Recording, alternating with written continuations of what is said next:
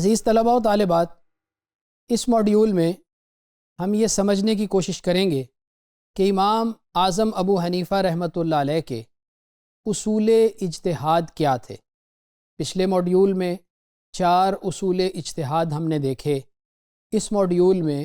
اسی تسلسل میں دیگر اصول اجتہاد پر ہم گفتگو کریں گے۔ امام ابو حنیفہ رحمۃ اللہ علیہ کے ہاں قیاس کے پہلو بپہلو استحسان بھی ایک اجتہاد کے اصول کے طور پر ہمارے سامنے آتا ہے۔ عزیز طلباء و طالبات، قیاس اور استحسان میں کوئی جوہری فرق نہیں ہے سوائے اس فرق کے کہ استحسان اسے کہا جاتا ہے کہ ہم کسی قوی دلیل کی بنیاد پر، یا یوں کہہ لیجئے کہ زیادہ قوی دلیل کی بنیاد پر ہم قیاس کو ترک کر دیتے ہیں اور اس دلیل کی بنیاد پر ہم اجتہاد کرتے ہوئے مسئلے کو حل کر لیتے ہیں۔ اس اعتبار سے دیکھا جائے تو استحسان بھی قیاس ہی کی ایک قسم بنتی ہے، لیکن یہ قیاس خفی ہوتا ہے۔ یہ قیاس جلی کے مقابلے میں، یعنی اصل قیاس کے مقابلے میں یہ چھپا ہوا ہوتا ہے، یا اس پر زیادہ غور و فکر کرنا پڑتا ہے، جس کے نتیجے میں ایک ایسی دلیل ہمارے سامنے آتی ہے جو قیاس جلی کے نتیجے میں جو دلیل ہمارے سامنے آئی تھی اس سے بھی زیادہ قوی ہوتی ہے۔ لیکن ظاہری بات ہے کہ اس استحسان کی بنیاد بھی وہی والے دلائل ہیں یا وہی والے ماخذ ہیں جو قیاس جلی کی بنیاد ہوتے ہیں۔ تو کبھی استحسان میں ہم جو دلیل لیتے ہیں وہ قرآن و حدیث سے لے رہے ہوتے ہیں تو اس کو استحسان بالاثر کہہ دیا جاتا ہے۔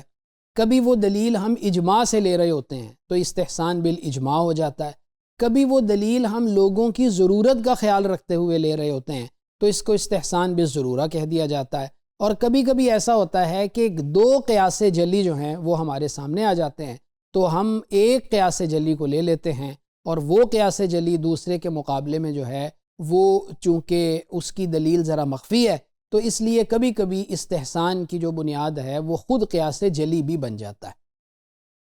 لیکن عزیز طلباء و طالبات، ان تمام اقسام کے پیچھے جو بنیادی مقصد اور وزڈم ہے وہ ہے عوام کی سہولت کو پیش نظر رکھنا، اور ظاہری بات ہے کہ فقہ حنفی کا یہ بہت بڑا امتیاز ہے کہ یہاں عوام کی سہولت کو پیش نظر رکھتے ہوئے قیاس کو چھوڑ کر استحسان کو لے لیا جاتا ہے۔ لیکن یہ ہمیں یاد رکھنا چاہیے کہ وہ استحسان دلیل کی بنیاد پر ہوتا ہے، بغیر دلیل کے نہیں ہوتا۔ اجماع بھی امام اعظم ابو حنیفہ رحمۃ اللہ علیہ کے اصول اجتہاد میں سے ایک ہے، جس کے بارے میں ہم دیکھ آئے ہیں کہ امت کے علماء کا جو اتفاق ہے اس کو اجتہاد کہا جاتا ہے۔ اصول فقہ میں یہ ایک معتبر دلیل سمجھی جاتی ہے، اور اس میں صحابہ کا جو اجماع ہے اس کو فوقیت دی جاتی ہے فقہ حنفی کے اندر۔ پھر اس کے بعد عرف و عادت، یہ فقہ حنفی میں خاص طور پہ جو ہے وہ ملحوظ رکھا جاتا ہے۔ عرف و عادت کو، یا یوں کہہ لیجئے کہ عرف و عادت کی بنیاد پر اجتہاد کرتے ہوئے اس کو اصول اجتہاد میں ایک مرکزی حیثیت دی جاتی ہے۔ اور ظاہری بات ہے کہ عرف و عادت کا تعلق جو ہے وہ عبادات کے ساتھ نہیں ہوتا، اس کا تعلق معاشرتی اور معاشی معاملات کے ساتھ ہوتا ہے۔ تو معاملات میں لوگوں کے عرف کا اعتبار کیا جاتا ہے۔ ہر علاقے کا ایک اپنا عرف ہے جو اس علاقے کی ضرورت کی بنیاد پر یا کسی خاص تاریخ کی بنیاد پر یا کسی خاص واقعے کی بنیاد پر وہاں ایک عرف جو ہے وہ پھیل جاتا ہے، اور وہ لوگوں کے اندر ایک معاملہ کرنے کا جو طریقہ ہے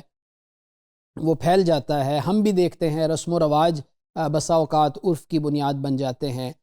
تو یہ جو عرف ہے اس کا بھی امام اعظم ابو حنیفہ رحمۃ اللہ علیہ نے خیال رکھا ہے۔ عرف کے مطابق احکام میں سہولت دے دی جاتی ہے، اور اس میں معاشرتی حالات جو ہیں ان کی رعایت کی جاتی ہے۔ پھر امام اعظم ابو حنیفہ رحمۃ اللہ علیہ نے خاص لوگوں کی مصلحت، یعنی اگر عرف وہاں پہ ہے تو پھر عرف کو لے لیا جائے گا، لیکن اگر عرف نہیں ہے لیکن ویسے کوئی مصلحت ایسی ہے کہ عوام کو آسانی جو ہے وہاں پہ دی جانی چاہیے، اور وہاں پہ نصوص کے ساتھ کوئی ٹکراؤ بھی نہیں آ رہا اس آسانی کو دیتے وقت، تو وہاں مصلحت کی رعایت کرتے ہوئے بھی مسائل کو حل کیا جاتا ہے۔ تو گویا مصلحت، ضرورت، اس کو بھی فقہ حنفی کے اندر خاص اہمیت دی جاتی ہے، جس میں سختی کی بجائے سہولت جو ہے اس کو مد نظر رکھا جاتا ہے، اور مقاصد شریعت کی حفاظت کی جاتی ہے۔ تو گویا فقہ حنفی کے جو اصول اجتہاد ہیں، ان کے جو نتائج ہمارے سامنے آتے ہیں، تو اس میں ایک یہ ہے کہ قرآن و سنت پر مضبوطی ہے، قیاس اور استحسان میں جو ہے وہ امام اعظم ابو حنیفہ رحمۃ اللہ علیہ کو بہت مہارت تھی، اور عرف و عادت کی آپ نے رعایت کی، اور اسی طرح فقہ حنفی کا جو عالمی اثر ہے یہ اس کا ایک بہت بڑا نتیجہ ہے۔ امام اعظم ابو حنیفہ رحمۃ اللہ علیہ کے شاگردوں نے آپ سے سن کر جن مسائل کو مدون کیا، اور پھر وہ جو مسائل ہیں وہ امت کے اندر اتنے مقبول ہوئے کہ امت کے ایک بہت بڑے طبقے نے ان پر عمل شروع کیا، اور ایک طبقے کے بعد دوسرا، دوسرے کے بعد تیسرا طبقہ، اور اب تک فقہ حنفی کے فالوورز اور مقلدین سب سے زیادہ ہمیں پوری دنیا کے اندر نظر آتے ہیں۔ تو عزیز طلباء و طالبات، ہم نے دیکھ لیا کہ استحسان، اجماع، عرف و عادت اور مصلحت جو ہے یہ بھی فقہ حنفی کے اصول اجتہاد میں شامل ہے، اور اس کی وجہ سے فقہ حنفی جو ہے اس کو بہت مقبولیت حاصل ہوئی، اور اس کا عالمی اثر ہمارے سامنے آتا ہے، جس کی وجہ سے اس کے مقلدین ہمیں سب سے زیادہ ملتے ہیں۔